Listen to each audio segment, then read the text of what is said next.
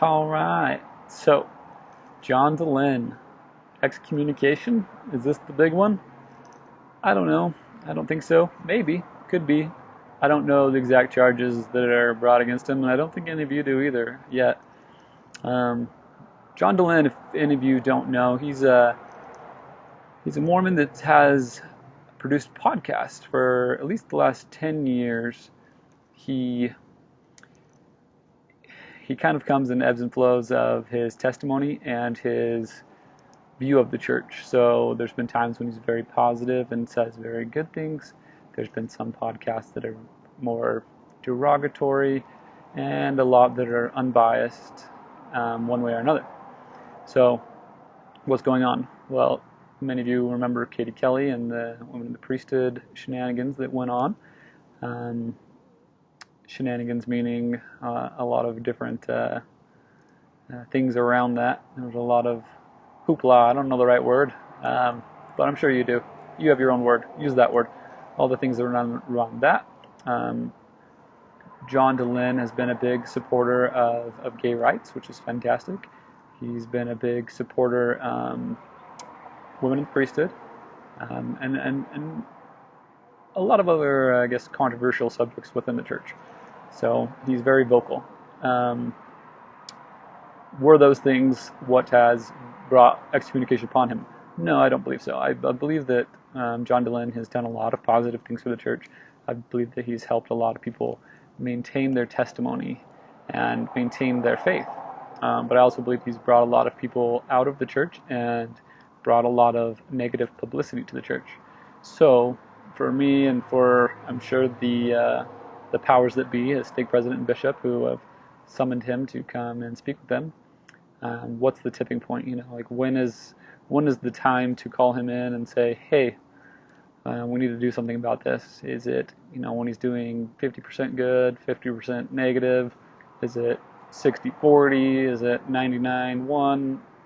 I don't know the tipping point. I don't know the conversations that are going on and have gone on with his stake president. All we do know is that he has been called to appear at a disciplinary council, I do believe. And my own opinion is the very biased survey that he sent around, I believe through the months of November and December, probably has a part to do with it. People publish biased surveys all the time in support of the church and against the church, and it's really not, I don't think one could get excommunicated for publishing a dishonest survey per se. I mean, that is not a good thing, but I think that someone could be excommunicated or disfellowshipped based on their intent of what they want to do with such a survey. And this week, I believe that John Dehlin has made that pretty clear of his intent. There was a survey that he published and took part in, and he published the findings of it. And the findings essentially said, there's a lot of men who are gay that feel pressured within the Mormon church to get married to a woman. And when they do so, that marriage ends 80% of the time, 80% divorce rate, and published a lot of the negative aspects of that. And so that was the publicity that it got. But what you don't see until, the second to last paragraph in a short spot in this article that I'm referring to about the Salt Lake Tribune, you see that the survey was self-selecting, and only people that decided to take the survey from being on certain websites that the survey was hosted were able to take it. And granted, some of those websites were places where active Mormons hang out, but again, it was self-selecting survey, which is, anyone with any kind of statistical background or any kind of higher level education can tell you or knows that that's a very poor sample. That's a very poor methodology of doing a survey, and then to publish the findings with the slant of negativity towards the church and towards members of the church and their decisions to live within the teachings of the church clearly shows to me, and I'm sure to those that have called him into the council, showed where his thoughts and feelings lie. I don't disagree that there are negative ramifications for some that decide to live such a lifestyle, but I also know that there are very positive ramifications for others. And so to publish this very biased, very negatively slanted article towards the church, that's in my opinion what the tipping point was. He's published many things in the past that were negative, but he's also done a lot of positive.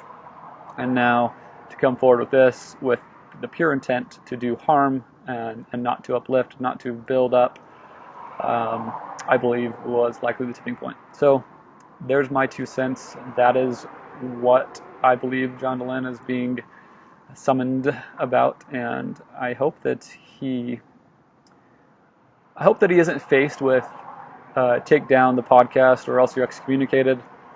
I would hope that there is a somewhat more judicial approach. I kind of fear that he's been given the benefit of the doubt a little bit too much in his leader's eyes, and I do think that this is likely the tipping point.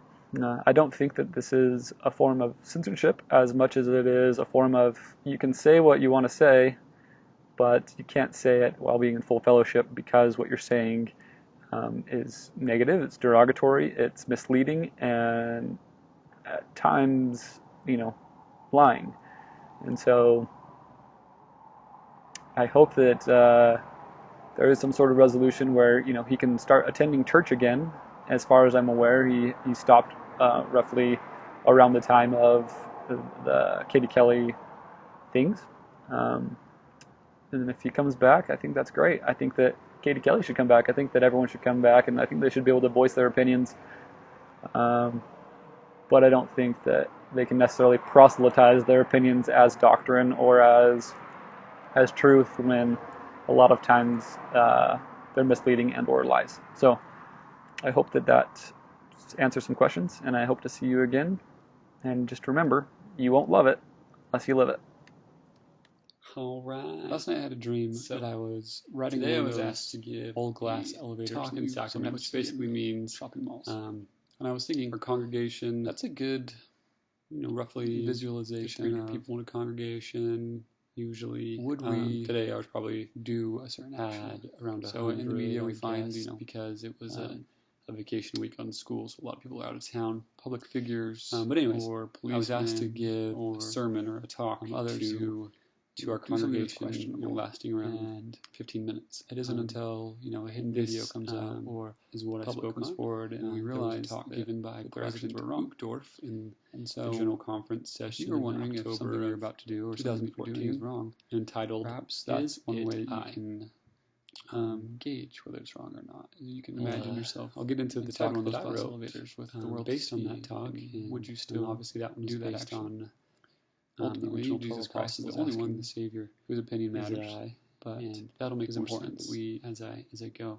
For now, I'm going to recite back to you that talk that I gave today, so that you too are being watched. Listen to the words. But rather than being watched, that our actions tonight, one of you don't just affect us alone in the moment, but someone will lie to their employers. And we should always act as this year. Try alcohol for the first time. We want the world to see. In the next 5 years, one of you. Some things are outside our control. The church. We cannot control and manipulate others into doing exactly what we want. This decade, however, we control our individual destiny. We have the tools, the guidance, what are your initial thoughts, the support network to avoid pornography? If I were you and someone told divorce, I would try alcohol for the first time. You must listen to the warning calls of our living prophets. Not me. I would think that this may be applying to one of the youth, our bodies, and our eternities. One who is experimenting with friends, thinking that we have made it, brushing out and think to ourselves. If someone told me I was going to look at pornography tonight, again, I would think that is a challenge reserved for the youth. We are here to work out our salvation with fear and trembling before the Lord. My marriage was going to end as we do so way, and ask Him, this decade, is it I? Or then have that it was going to happen to someone around me, I might look around, where we are offending the Lord, try to see if there was any couples short, diverting eye shot, looking at the ground, and try to find out. It can just as easily be said that today, however, this is a very imperfect way for a friend of sitting and listening to talks. This week, one of you is going to go above and beyond your employer's expectations. A living prophet once said, one of you will help a friend or loved one overcome once worthy priesthood holders start to tell themselves that the church is a good thing for women and children, but not for them. And in the next decade, or Some were convinced that busy schedules and unique circumstances and your love grow deeper exempt through the daily acts of devotion and service that would keep them close to the Spirit. When we were told not to sin, in this age of self-justification and narcissism, as a friend who was waiting for the gospel, it is easy to become quite creative in coming up with excuses. Lord, for not only regularly approaching God in prayer, can we receive the guidance and study of Scripture through the Spirit, avoiding church meetings to make course corrections evenings, or so we will always be in the right place at the right time when I was the right people. End quote. My hope is that when I was a young man, I thought I was invincible for all intents and purposes. When that great day comes, I had every right to believe I was. I'll leave these things with you. My friends and I would longboard steep hills, cliff jump 80-foot cliffs at Lake Powell, go on as many dates as possible. Despite warnings from parents and leaders, each one of these activities